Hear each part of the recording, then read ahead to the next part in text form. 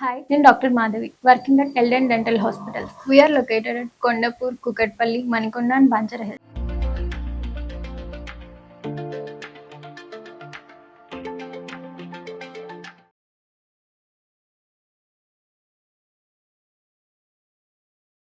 ఇవాళ నేను చెప్పాలనుకున్న టాపిక్ ఏంటంటే థమ్స్ సకింగ్. అంటే చిన్న పిల్లలు వేలు నోట్లో పెట్టుకుంటుంటారు ఎక్కువగా.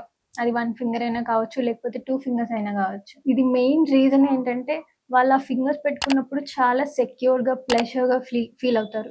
అంటే ఒక కంఫర్ట్ జోన్‌లో మనం ఉన్నాము అనే దాంతో ఫీల్ అవుతారు. మోస్ట్‌లీ మనం ఎక్కడ చూడొచ్చు అంటే ఎయిదర్ పేరెంట్స్ వర్కింగ్‌గా ఉండి, ఆ అబ్బాయిని మరీ అంత మనం కేర్ తీసుకోనప్పుడు ఇలాంటి కొన్ని సిట్యుయేషన్స్‌లో మనం చూస్తూ ఉంటాం. దీనివల్ల ఏంటి ప్రాబ్లమ్స్ అంటే కంటిన్యూయస్‌గా థంబ్ సకింగ్ ఉండి అది 1, 2, 3 ఇయర్స్ వరకు అయితే మనకేమంత అనిపించదు. బట్ ఫర్దర్ నెక్స్ట్ ఇయర్స్‌కి కూడా అది ప్రొలాంగ్ అయ్యే కొద్దీ ఏమైతదంటే ఆటోమేటిక్‌గా మనకున్న ఈ బోన్‌లో కూడా చేంజెస్ అనేవి వచ్చేస్తాయి. ఇనీషియల్‌గా ఎలా ఉంటది జా జస్ట్ యూ షేప్‌లో ఉంటది. నెక్స్ట్ వాళ్ళు కంటిన్యూయస్‌గా థంబ్ సక్ చేస్తూ ఉండగా ఏమైతదంటే ఆటోమేటిక్‌గా అది వి షేప్‌కి కన్వర్ట్ అయిపోతది. ఈ వి షేప్‌కి కన్వర్ట్ అయినప్పుడు నెక్స్ట్ ఫర్దర్ టీత్ కూడా ప్రొక్లైన్ అవుతూ ఉంటాయి. అంటే పళ్ళు ఎత్తు రావడం, లేకపోతే ఎత్తుగా వచ్చి ఇట్లా స్పేసింగ్ వచ్చి ఫ్లేరింగ్ అంటాం దీన్ని. ఇలా అయినా అయిపోవడం. వీటి వల్ల ఏంటి నెక్స్ట్ మళ్ళీ దానికి సంబంధించి సెపరేట్ ట్రీట్మెంట్స్ తీసుకుంటూ ఉండాలి. మెయిన్ మనం ఈ కాజ్ వాళ్ళు ఎందుకు అలా చేసుకుంటున్నారని రిపీటెడ్‌గా మనం అబ్జర్వ్ చేస్తూ ఉండాలి. అంటే ఏ టైమ్స్‌లో వాళ్ళు అలా చేస్తున్నారు. ఇప్పుడు ఫస్ట్ మీరేదైనా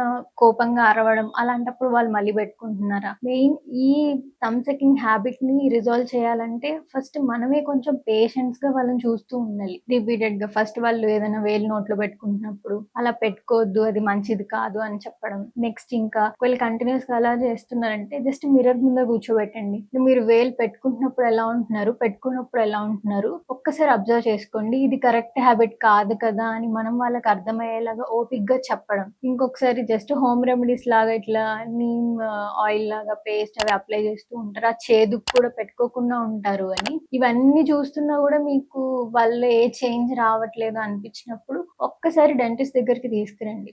వాళ్ళేంటంటే ఒకలాంటి అప్లయన్స్ ఇస్తారు. అవి యూ షేప్డ్ క్రిప్ లాగా ఉంటుంది. యూ షేప్డ్ బెండింగ్స్ ఉంటాయి. అవి పైన ప్యాలెట్‌కి ఫిక్స్ చేస్తారు.